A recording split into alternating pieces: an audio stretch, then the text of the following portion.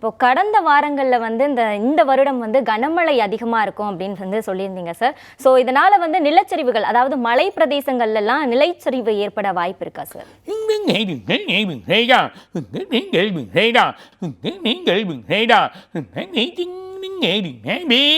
இந்த வாரத்தில் கூட மழை இருக்குது. தென் மாவட்டங்கள் முழுவதும் மழை இருக்கும். மலை பிரதேசங்கள் குன்னூர், கொடைக்கானல், அது இல்லாமல் இருக்கக்கூடிய வயநாடு, இதெல்லாம் ரொம்ப கேர்ஃபுல்லாக இருங்க. இல்லை சில பகுதி நம்ம கோயம்புத்தூர் பகுதி, பொள்ளாச்சி, அந்த மாதிரி ஏரியாலாம் ரொம்ப மலைச்சரிவுகள் வரதுக்கான வாய்ப்பு இருக்குது. எதிர்பார்க்காத மழை மிக வேகமாக அடிக்கும். இது வரைக்கும் பார்க்காத மழை வந்து மிக வேகமாக அடிக்கும். ஒரு செகண்ட் ஒரு பெரிய மழை வந்துட்டு திரும்ப கண்டினியூ ஆகும்.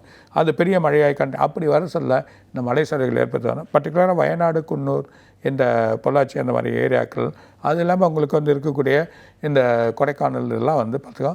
இப்போ வானிலை ஆராய்ச்சிகள் வந்து முக்கியமாக நல்ல வழியை பண்ணுவாங்க. அவங்க நிறைய விஷயங்கள் கரெக்டாக சொல்கிறப்போ வந்து நீங்கள் வந்து டூர் பண்ணுறது இதெல்லாம் கொஞ்சம் குறைச்சிக்கோங்க. புரியுதா எனக்கு? இந்த கொஞ்சம் மழை இல்லாத நேரத்தில் போங்க. மழை இருக்கிற நேரத்தில் கிளம்பி போகாதீங்க. ஸோ அங்கே போய் மாட்டிங்கன்னா ஒரு சேஃபாக இருங்க. இது மலையில் ரொம்ப தங்கக்கூடிய இடம் இல்லாத அளவுக்கா பார்த்தீங்கன்னா கண்டிப்பாக சில வழிகள் இருக்குது. இது இல்லாமல் மிகப்பெரிய முஸ்லீம் நாட்டில் மிகப்பெரிய மண் சரிவுகள் இருக்குது. மண் சரிவுகள், மிகப்பெரிய மழை இருக்குது. ஒரு பர்டிகுலரில் மிகப்பெரிய வெள்ளம் வந்து ஒரு ஊரே வந்து தண்ணியில் போகக்கூடிய நிலைமை இந்த வருஷம் இருக்குது. அது மாதிரி நிலைமைகள் ஏற்பட போது பர்டிகுலராக கர்நாடகா, இப்போ பாம்பேயில் இருக்கிற மழை பெஞ்சிருக்கு.